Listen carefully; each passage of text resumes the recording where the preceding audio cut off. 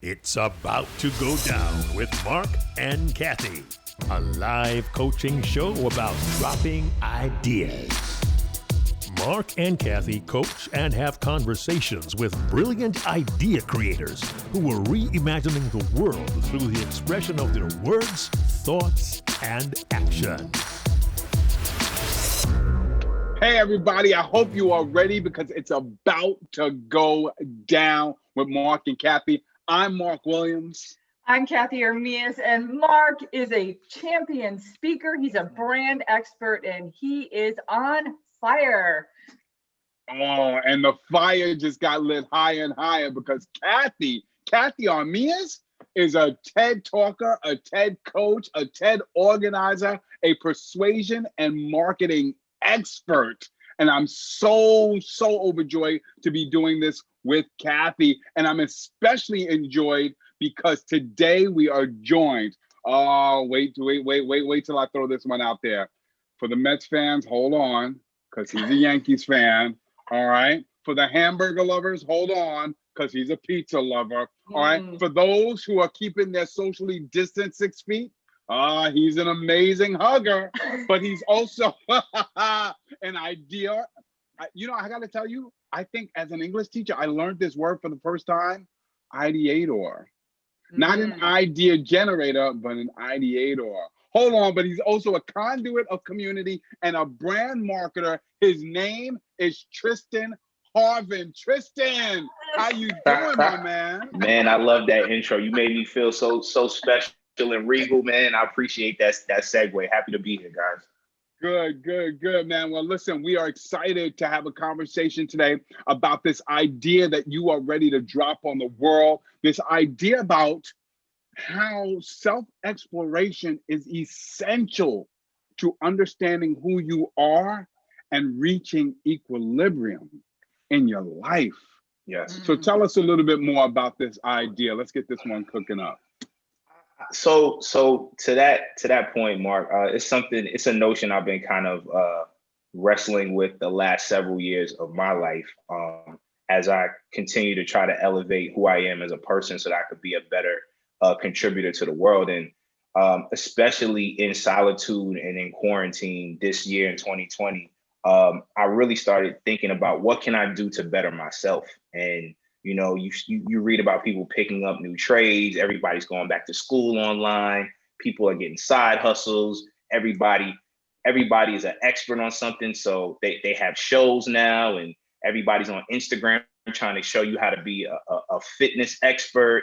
And I was just like, well, I need to focus on me first. You know, I think a lot of us are jumping the gun, and a lot of us are trying to sell skills to others without really soul searching within. And so I came up with this hypothesis of you have to start with self so that you can then be better for your inner circle and then essentially be a great contributor to your community. And starting with self is, for me, just asking that additional why, you know? So for example, I'm super competitive, and Cathey knows this from her coaching me through my TED talk. I had to really peel back. Why am I so competitive? And I'm so competitive because from my early days as a youth, I was always the underdog. I was the youngest in my family out of all the grandkids. I was teased and bullied by my cousins because I was younger and I was from the suburbs and I wasn't that tough and I didn't have a big brother. And so I found myself always striving for that acceptance, always striving to compete and be recognized and respected. And even though I've overcome all of those impediments, I still have that fire and hunger to always be my best self because of how I started as a youth. And so I think a lot of people don't take that time to really delve deep within to really uncover the truth about who they are, because the more aware you are of both your skills and the obstacles you need to overcome, the better and the more vulnerable you can be. And vulnerability is a strength. And I think a lot of people don't like to travel down the vulnerability path because they think that's weak, and it's not weak. Being aware of your weaknesses is the only way you can get stronger. So I love all of the Batman movies, the Avengers. I love that breakdown and dichotomy because we all have superheroes and supervillains within us, you know, and the ones who become really great are the ones that know how to take the energy from the supervillain side and turn it into a heroic attribute. You think about somebody like a R.I.P. Kobe Bryant and how he turned all of the hate that he got from fans and other players and doubts about would he be the greatest of his generation, and he developed a whole alter ego in the Black Mamba and embraced that dark side of, well, nobody else is getting up at 4 a.m. to work out 4 times a day, but this is my Black Mamba side that can then allow me to be the greatest player I can be, so that when I retire and I become Kobe again, I can look back and say that darkness got me through to the light, to whatever my next chapter is. And I'm sure, you know, I can't speak for him or his family, but I'm sure he didn't have any regrets of how he played the game, how he lived his life even after basketball, because he embraced all the aspects of who he was. And that's kind of what I've been trying to do. So for me, it's going back to my childhood and picking up things like drawing again, something I haven't done in over 15 years. You know, you have nothing but time right now. So even, you know, trying to repair relationships with family and, you know, really getting back connected to nature, something that I enjoy and love, and really trying to just understand, you know, where I want to take the next chapter of my life. So even something as simple as, like, I literally sat down and made a one pager of who I am and what I stand for. And some of the things I put is, you know, who I'm New Jersey raised, but I'm New York made. I'm African American. I'm a son. I'm a brother. I'm a fiance. But then what drives me? The why. I'm a steward of service. I like helping to improve humanity through inspiration, education, and empathy. And then I put a quote from Muhammad Ali, who's one of my role models and heroes from afar. Service is the rent you pay for your room here on earth. And I'm a big believer in that, because a lot of times we forget that somebody helped us get to where we are. And so we have to now lower that rope so that somebody else can climb up and go even farther than we could. And then, you know, just writing down, it's something about documenting your beliefs and who you are and what you believe in. So under values, I put conviction, connection, credibility, creativity, and courage. And I love alliteration. So those are like my 5 C's, my 5 C's that I live by, you know. And then I broke it down to energy drivers, you know, nature, being one with nature, going on nature walks, going to the beach, is just, you're able to be one with the earth. Prayer, you know, I'm not a super religious person, but I'm very spiritual. And I know that, you know, we all were created for something. And so making sure that you're always talking to yourself and talking to that higher being and staying in communication is important. And then reimagining the regular, that goes into that ideator piece. You know, I specifically didn't call myself an idea generator, because for me, I'm a very collaborative thinker. And so even though I'm an ideator, that doesn't necessarily mean I'm the one starting the ideas. A lot of times Cathey will give me a gem and I'll build on that. And so I didn't want to say, you know, I'm the source of ideas, because I'm not all the time. Sometimes I'm somebody that just helps sculpt somebody else's vision, and then it becomes our vision. And then being a lifetime learner. By the way, Tristan. Yeah, I appreciate it. That's a really cool nugget. Sorry, I had to put a point on that. That's no, please. Because we talk ideas all the time, and you're right. I mean, it somebody might say something and we all build, and I that's a very good, very, very good point. Love it. Absolutely. We learn from each other, and that goes into my next energy driver, which is lifetime learning. I think we're all here on this earth to be lifetime students until our time is up. And so if you're not learning something new every day about an area you're interested in, about someone else, about your neighborhood, and about yourself, then I believe you fail for that day. Because every day, like we were saying, Mark, is a gift. You know what I'm saying? So every day we wake up is Christmas. You know what I mean? Yeah. So it's like, okay, this box, what's in this box is whatever you put into it, you know? Yeah. And when you close it back up at night, you know, you should be proud of how you lived that day. And then lastly, empowering others. You know, I'm somebody who I love coaching and like supporting people and helping them find the truth in themselves. But the only reason I can help them do that is because I take the time to dig deep within myself and get better acquainted with me. And I think I've been hearing this word all year, anxiety. Everybody has anxiety now. Part of it is it's a trendy word. And part of it is a lot of people really have anxiety, but I feel like a lot of it is self-induced because a lot of people are just so used to what the world used to be like, instead of saying, what do I want my day and world to be like? You know, what can I control? Because what I've noticed is the people who are excellent in whatever they pursue are the people that focus on what they can control. I can control what time I wake up. I can control what I do with my day. I can control who I associate with. I can control what goals I set for myself and if I reach them. But I can't control who becomes the president. I can't control if a fire happens up in California today. I can't control if there's a car accident. So why am I worried about the things that I can't control? That's taking energy away from the things that I can control. You know what I mean? I can control if I got up on time and brought my best self to this call. I don't know what's going to happen on the call, but I know what I want to say. You know what I'm saying? So I think it's just a lot of perspective that a lot of people fail to realize. It's all about your outlook. You know what I mean? And that's what I've noticed, because I watch a lot of documentaries, and my lady gets on me all the time. She's like, you watching The Last Dance again? I know you love Michael Jordan, but goodness. And I'm like, but I'm not really watching it for the basketball piece. I'm watching it for how this dude came back 2 times and led the team down the same path with a whole different cast, and how he was battling against all these obstacles of doubt and front office breaking up the team and Scotty wanting out, and he still was present. He still was focused. He still knew he had to be Michael Jordan for them to have a chance. And so I always try to take nuggets from different people I respect their pathways. I can never be Michael Jordan, but I can be the best Tristan Harvin I can be. And so what are the attributes I have that I can be great at while I'm here on this earth? And then it's also like identifying energy killers, you know, because you have to know what sucks. What you have to know your kryptonite. If you don't know your kryptonite, then when you fall in a ditch, you don't know how to get out of it.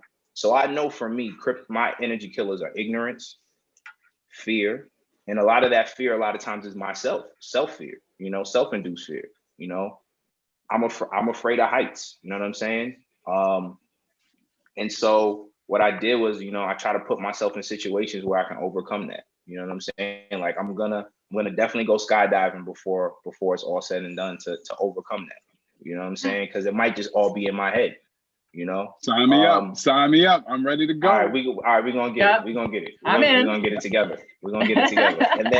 And then energy. 2 other energy killers: fruitless work. You know, if it's not like, I always was that kid, even when I was young, and my friends would want to do something dumb. I'd be like, what is the point of that? Like, what are we trying to get done here? You know what I'm saying? Like, we're cutting school to do what?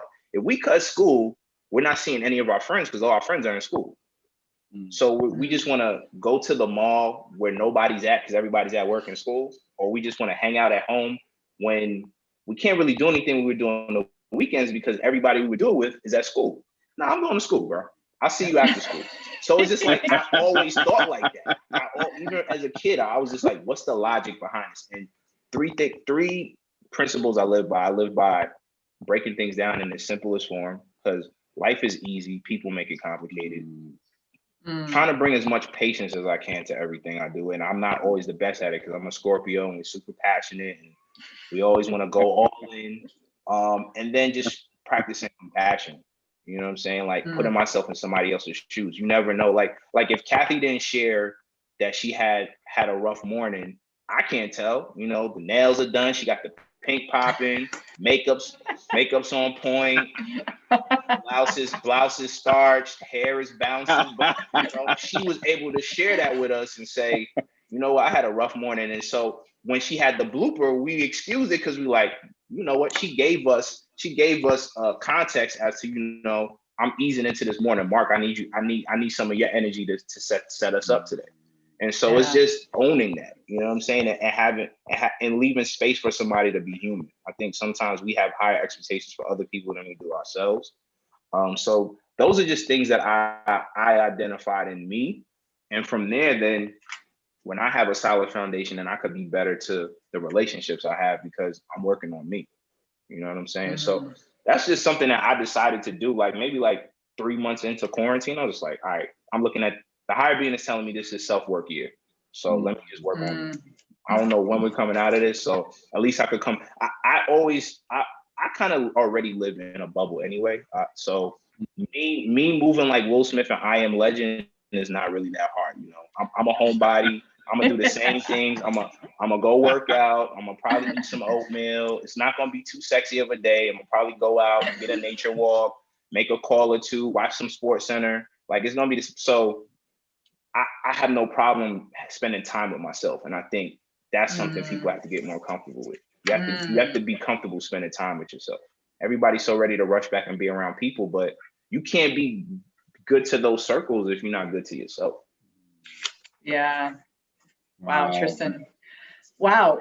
Well, first of all, can I say thanks for bringing it's so cool that you actually brought the present moment in. We started and there was a massive blooper on my part. And I love that you integrated that into this, because this is everything that you're saying is what's kind of transpired this morning.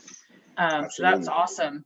Another thing I just want to comment on really quick, Tristan, Marc and I, you know, and you've been through my coaching stuff, Tristan, so you already know this. And Marc and I's biggest problem sometimes when we're working with somebody and we're trying to like really build on their idea is we're like, we got to like pull the story out of the person. We've got to like, we got to get the supporting information. And you just came and like, bam, like, like really like, yeah, exactly. You're just, and I couldn't stop writing. I mean, you know, Marc and I, if you ever see us looking down, it's not that we're looking down, it's that we're like writing tons of taking it in. We're taking it in. Yeah. As a coach, like we gotta try to remember all these like massive, great things that you're saying here. And there's two things I just wanted to put a point on, Marc, and I'd love to hear what you pulled out of everything he said. I mean, it was all so, you have this idea and Tristan, you just came and supported it so beautifully. And then I always try to think like, how do you reverse engineer that? And how do you start back at that moment to get people interested in what you're saying? Like what would really, really grab them? And one thing that stood out to me a lot was the supervillain in you. I was thinking about how you said that. And I was like, yeah, people work so hard. Even everything that you said, Tristan, was about like, you know, the self-work year and a lot of people try to push away their negative or what they might see as their energy killers or their supervillainness, if you will.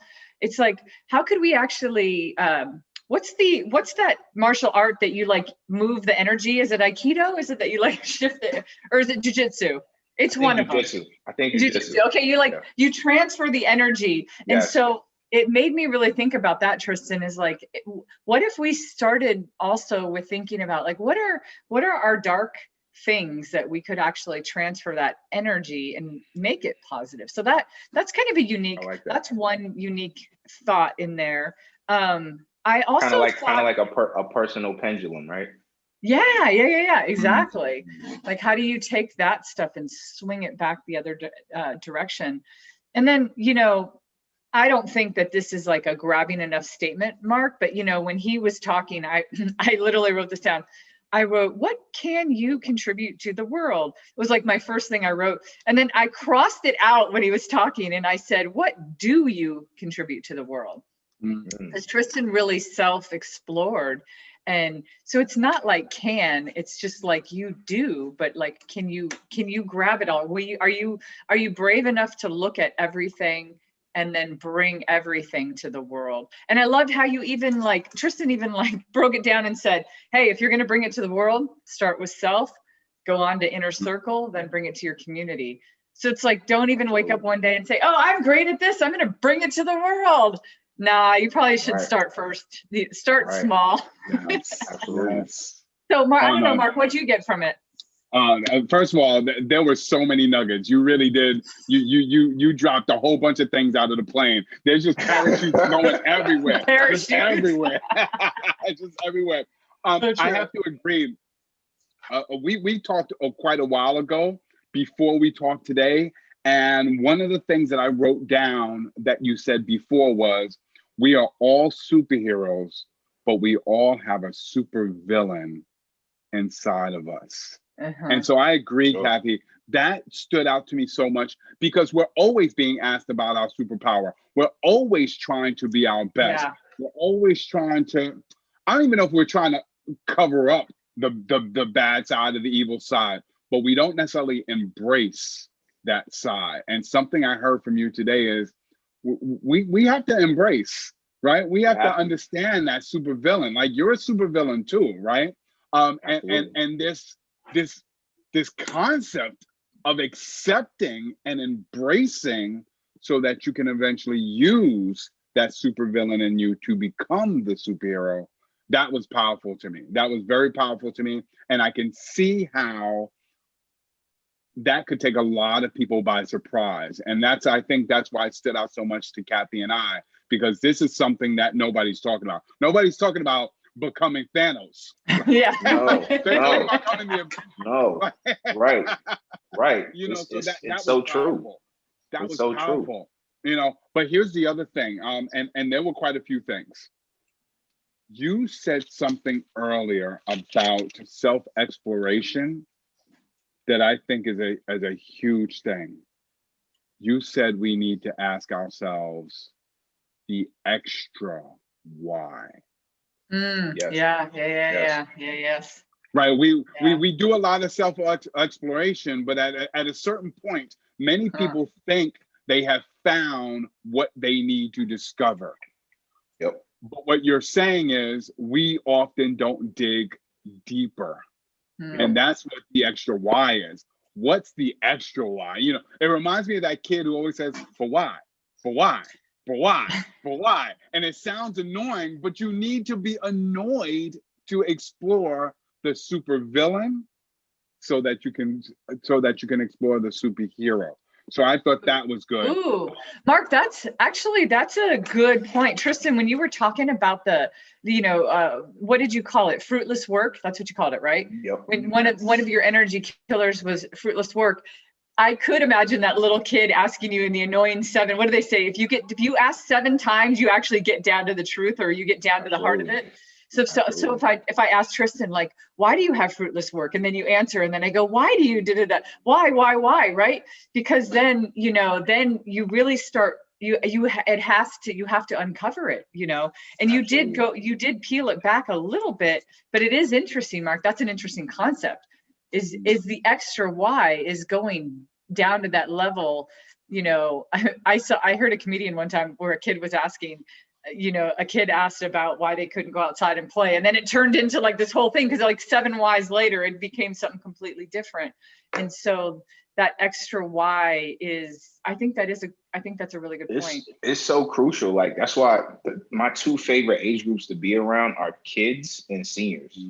Kids, because they keep that childlike curiosity, and they're going to keep bugging you until they get an answer that makes sense to them. Yeah. So why do you go to work? Go to work to make money. Why do you need money? Well, I need money so I can pay the bills. Why do we have to pay bills? You know what? Yeah. Why do we have to pay bills? Because somebody says we have to pay bills. Well, who told them that they have to tell us to pay? And then you start thinking, like, you know what? You're right. Like, why am I working so hard? You know what I'm saying? And then the elderly, they've been there, done that.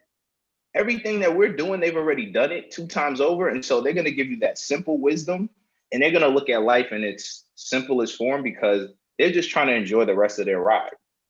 All the heartbreaks, all the failures, all the triumphs, they've already done that. It's kind of like they've already lived most of the climax of their movie.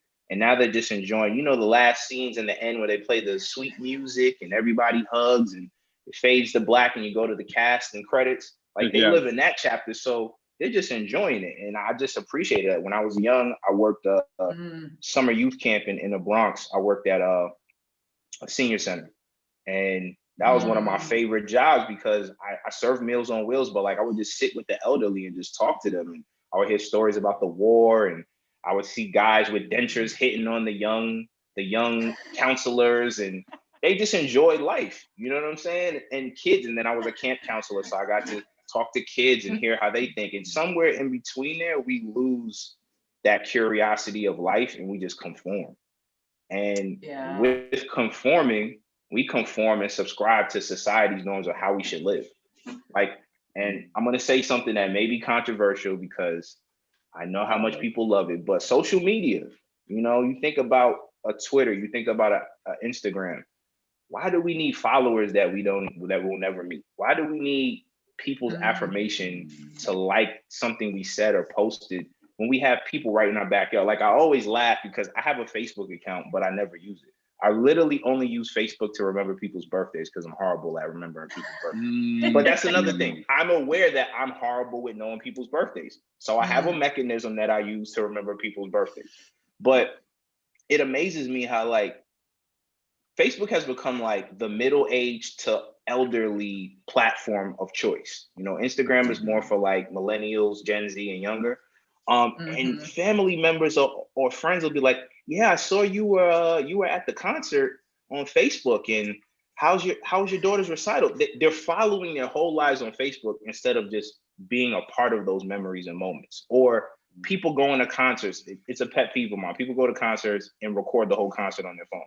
I'm like, how are you being in the moment and enjoying the concert when you're recording it to just say and post that you were there? You didn't enjoy it. And it's just, I appreciated things being stripped in the pandemic. Nope, you can't go to basketball games. Basketball players have to really, if you're really passionate about this game, lock yourself in an Orlando resort for 6 months. And let's see if you really love the game like you do. No fans cheering you, can't see your family for 4 months. You know, let's see if you're really a fan if you can't go to the game. Are you going to really cheer on your team? Are you going to really follow them? So, like, it just brought everything in perspective. You know, we can't go out to eat without a mask on anymore. You know what I'm saying? You can't hug people. You can't shake hands. Like, simple things are taken away from you. So how are you going to react? And the only way you know how you're going to react in adversity is if you've been doing that work on what would I do in the darkest moments? Have I been there before?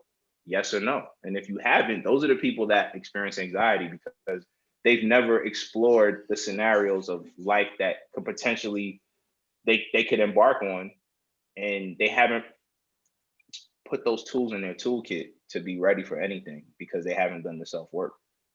You know, Cathey, a lot of times when we're coaching people on ideas, we talk about the proverbial you and I, right? There should be more yous than there should be I's. But I'm hearing a reverse today. So I'm going to go against the grain on that one, right? Because I heard, Tristan, at one point you were asking, like, why do we? And, or why do you? And what I'm ultimately hearing as an idea here is to stop asking why do we, and to stop asking why do you, and to really focus on why do I. You started off with this, that this is all about self-exploration. This is not at this point trying to figure out how to do better for the world, because you can't do better for anybody else until you do better for yourself. And how many times a day or how many times throughout your life are you asking yourself why about yourself? I love, Mark, oh my God, I love the why do I. It has the alliteration that Tristan loves so much too, right? Because it kind of like, even though it just, the why do I, it kind of rhymes, you know. I love that. You know, one thing that I was thinking about when you were talking to Tristan is, you are somebody who's decided to do the self-work, and you are somebody who's been putting in the work for a long time. So let's go back, rewind a little bit and go, what would you say, like at the end of this, like if you were giving this now as a TED Talk, and like your last words, what do you want to leave people with? Like, what do you want them to do ultimately with everything you're saying? Like, where do they start? And that's kind of, I think, the heart of the idea, right? So do you want to change the way they think, act? It sounds like you want to first change the way that they're thinking about their life, and then you want them to act on it. And Mark, I love this thing about, it's funny because we always talk about the IU balance, but in this case, he's talking to them, right?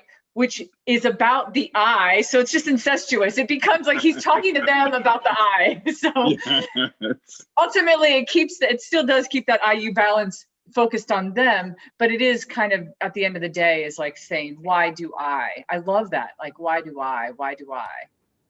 I could see that being the title too, of kind of like, why do I ... Like, and then I think to the point is just starting, you can start with that question of why do I love everything in its perfect place? And then it goes to, you know, I have a perfectionist attitude. Well, where did that stem from? You know, and I think it's really just starting with, how do you define yourself? Who are you? You know, Yeah. And then once you define yourself, that's gonna conjure up memories that you probably buried, that you probably pushed to the side, that really are important to the makeup of who you are. So for me, when I was building my TED Talk, Cathey, I sent you like 8 versions. The right version until 2 days before the TED Talk. And I was sitting with my lady Shah, and she was like, what do you want people to get from this speech? I was like, I want them to know who I am. I want it to be real, raw, and relatable. She was like, well, if you want it to be real, raw, and relatable, who are you?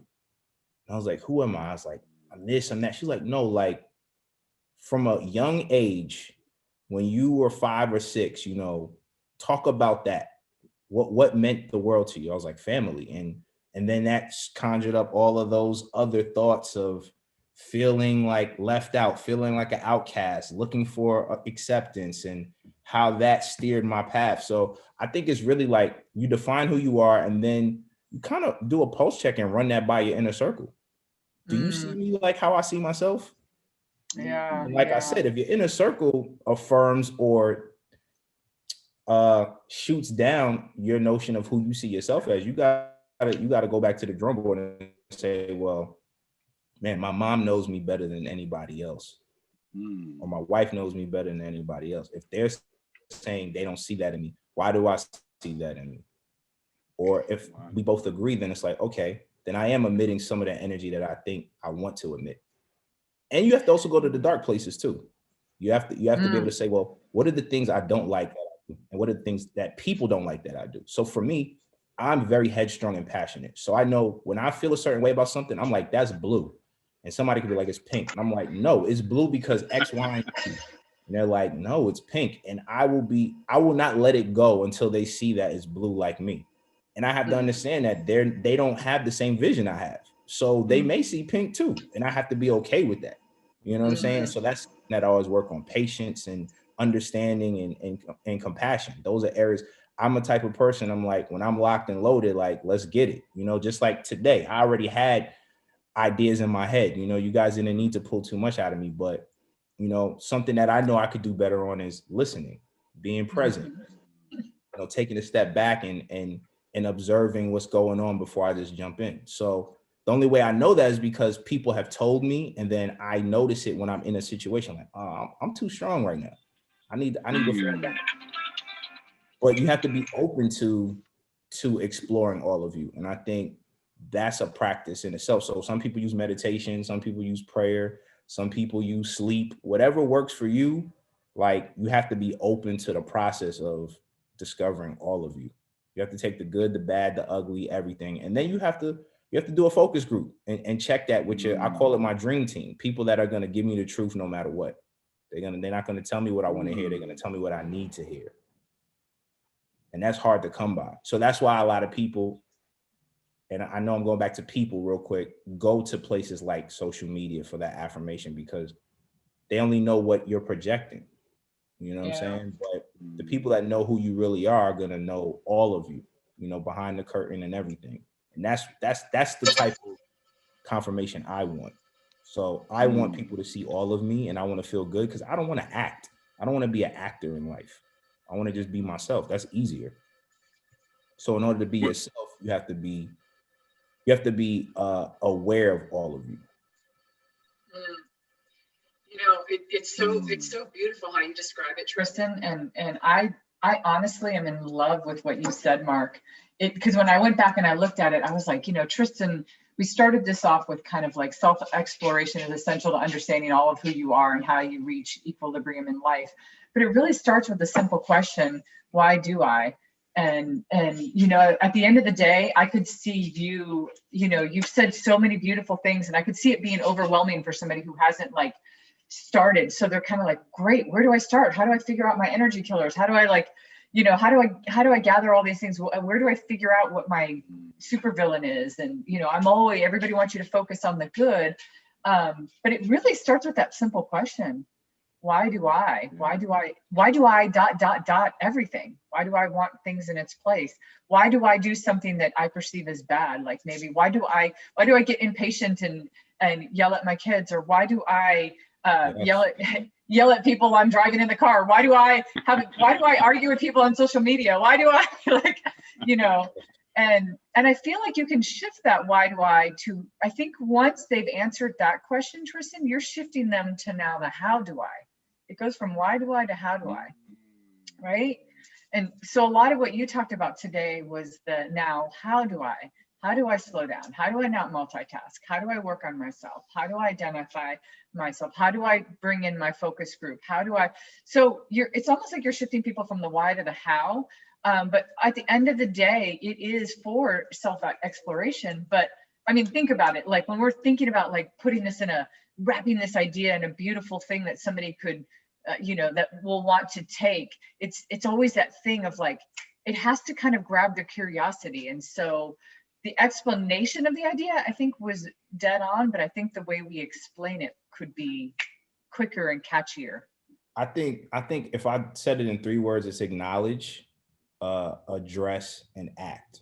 So for me, for example, when I first started in quarantine, I think I told you guys this too. Like, I was like, oh man, vacation time. I'm gonna sit on the couch, eat a bunch of junk food, watch YouTube all day. I'm not doing any work. What am I doing? We're in a pandemic. I'm gonna eat all the food in the fridge. I'm gonna just enjoy not having to rush to work. But then I started like annoying my lady in the house. She was just like, you need to figure out what you're doing with your days, because you're getting on my nerves. You're snapping at stuff because you're not used to being home this much. And so I had to acknowledge that, okay, I'm out of my system. I don't have a schedule anymore. And now I'm acting like, kids do when they have the house to themselves and they throw a slumber party. And I'm like, okay. So I acknowledge that I do not operate well without structure. Okay, so how am I going to address that? I'm going to build a structured schedule. So I started getting up, and no matter what, I would get up at 6 and I would take a shower at 7. Even if I wasn't going anywhere, because that act of just getting ready for the day got my mind ready to wake up and move. And then from there was like, act. Okay, I'm gonna build a schedule. Well, if I don't have any work, I'm gonna do self-work. I'm gonna read Phil Jackson's book on coaching. I'm gonna call one person I love a day. I'm gonna work out once a day. I'm gonna go out in nature and just explore a new area of my neighborhood. I'm gonna go drive to a scenic area in LA. So I just started making a schedule for myself so that by the time we got back into work, I already had a routine, and I was able to just transition back into what this new world would look like on Zoom all day, because I realized that without a system, I was all over the place. I was dysfunctional. And for me to function at my best level, I have to build a sphere for myself. So that was just one example of like, okay, I acknowledge I'm messing up the flow in the house. Okay, now I need to address how I'm going to change that so that I can be my best self. And then I'm going to act on it. I'm going to follow through, because it's one thing acknowledging and then, okay, speaking it that you need structure. But if you don't act, and it's going to be uncomfortable. The first week, I was so used to, like, when I tell you I was out of whack, some days I wouldn't take a shower. Some days I was going to bed at 4 a.m, just in that YouTube land, just, videos just pop up. You're like, oh man, that's crazy. Let me watch that.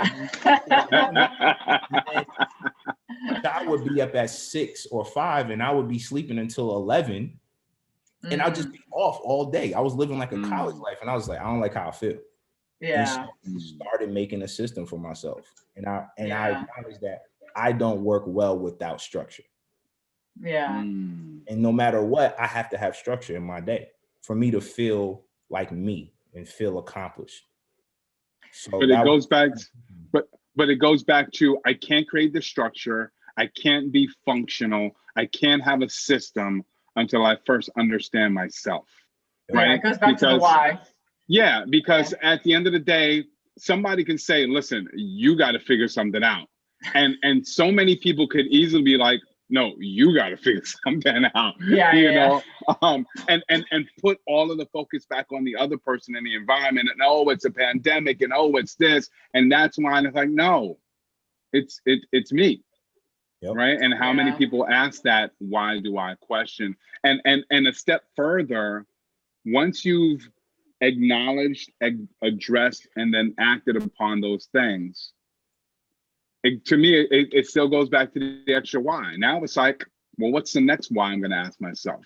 And it's that continuous cycle to continue to make yourself better. So that was powerful. The other thing that I wanted to ask you about, though, is in terms of this idea is, you said something earlier about how we all need that solitude, right? So you're talking about a self-awareness solitude. I don't know if you're talking about a physical solitude, but since we're talking about superheroes and supervillains, I'm always reminded of Superman.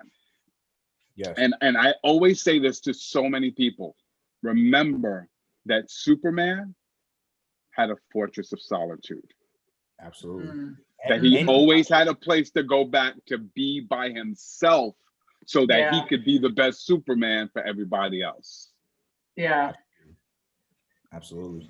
I think the biggest attribute one can have is being able to sit still and just hear your own voice, whether that's meditating, whether it's just sitting still in nature, whether it's just being in a room by yourself. You need that time to just process your thoughts, process how you're feeling, process, what motivates you or why you're not motivated. You know what I'm saying? And so every morning I literally take like an hour where I'm doing what I'm doing with, you guys see me with my 2 cups. I got a cup of water and my mug for my tonic that I make with lemon and ginger, just to flush out for the morning. But like, I sit here and I just like, okay, how am I feeling today? What do I want to accomplish today? Why do I want to accomplish that? What does it mean to me if I don't accomplish it? And then I'm able to start my day. Some days I wake up, I'm like, I'm cranky today. Like, why am I cranky? Or you know what? I think I'm just tired. I don't want to do any real work today. I just want to be lazy. Or like, I'll wake up and be like, I'm not working out today. But it's like, if you don't have that time to sit with yourself, then all the distractions come in. And then you never really know how you feel. You can't decipher between if it's noise influencing you or if it's your own voice influencing you. And so what I notice is a lot of folks surround themselves with other people because they're avoiding themselves. They're avoiding their own voice.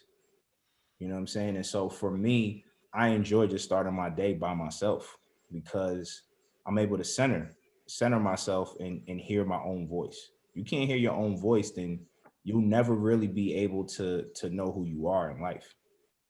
And whatever peaceful area that is, find it. Some people, Mark, they go golfing. You know what I'm saying?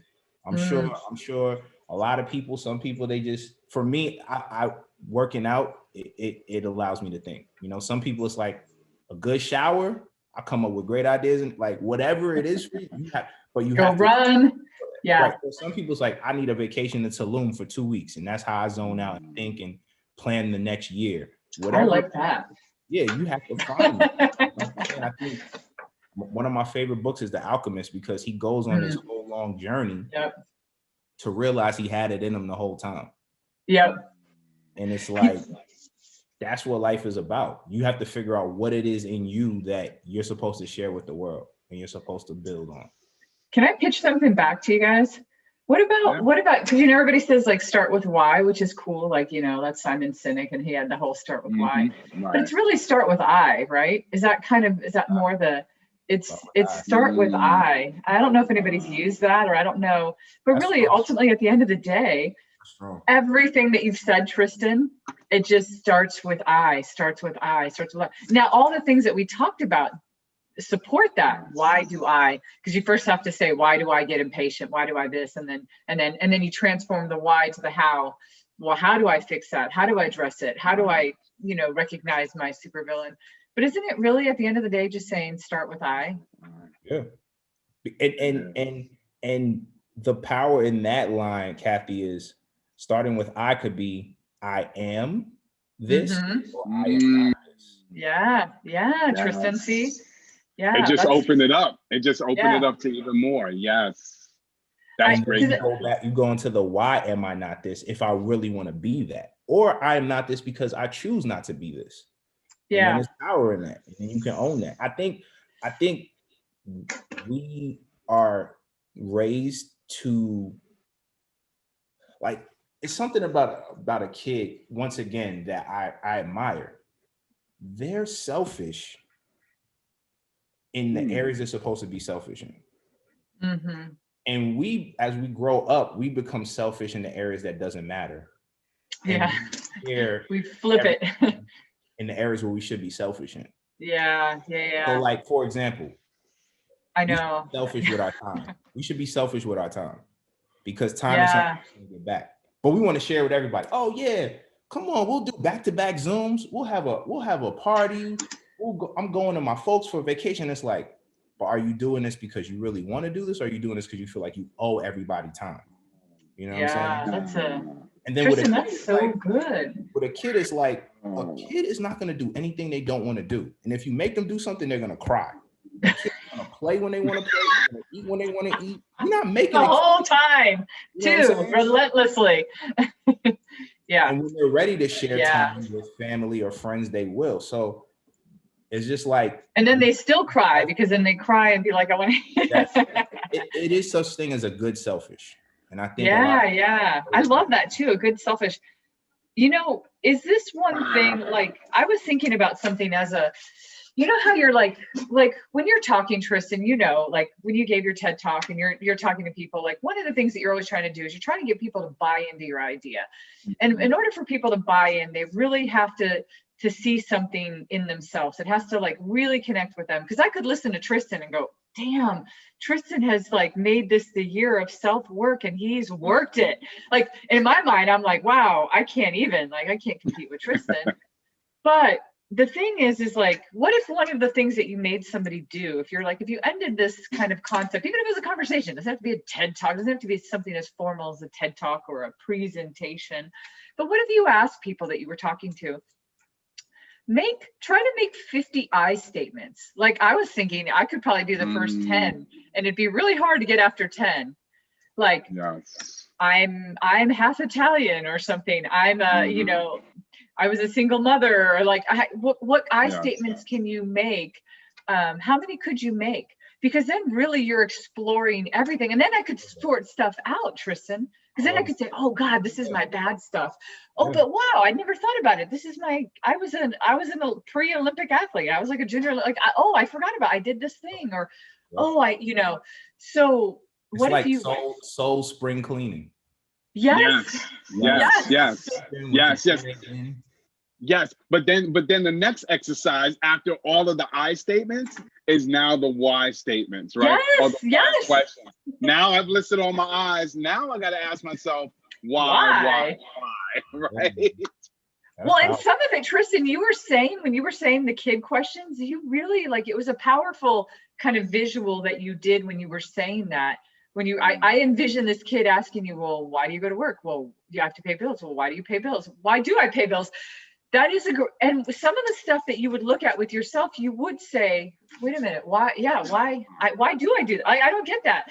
And so it might put you in a very self-aware spot. And Marc, you called it before, that sometimes we just we just do, and we don't look. And so we don't know. But Tristan, I think your whole powerful point is starting with I really think that's the best way. And people love themselves at the end of the day. People are like, I want to hear more about me than I do about you. And so the way that you can tell them about them, Tristan, is to tell them what you did, of course, but it is ultimately at the end of the day, it goes back to them. Start with your I. That's what I think. That's strong. That's what you think? That's what I think. That's what I think. You think that? Does he think that? Tristan, like, I don't know. Like, I'm not. Yeah. So I don't know. And I think, Tristan, but beautifully what you described today was the system, and it's so freaking good. You gave the meat of everything. I just think we needed to help bottle up a thing to get people on board quicker. You know, we had to label our secret sauce. We ain't yes, had the right exactly. You put all the ingredients in, and we're like, no, but it has to have a bomb name. Like it's got to be, you know, we got to give it a good name. So, yeah.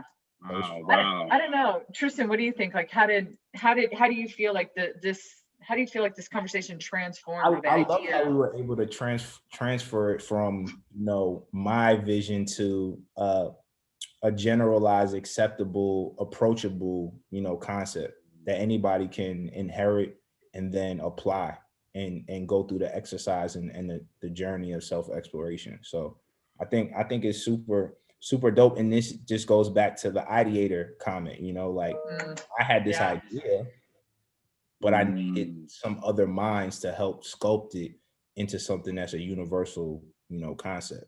And so that's the power of finding the right circle of people that are going to hold you accountable and not just hype you up on, oh man, that's awesome. And then it doesn't translate. You guys ask me questions to go deeper, but you also supported my vision, and when you go through self-exploration and you understand what you need and what you're not willing to settle for, then it goes right to your immediate circle. And then you find yourself starting to edit people in and out your life. Now you know what you need because you've done the self-work.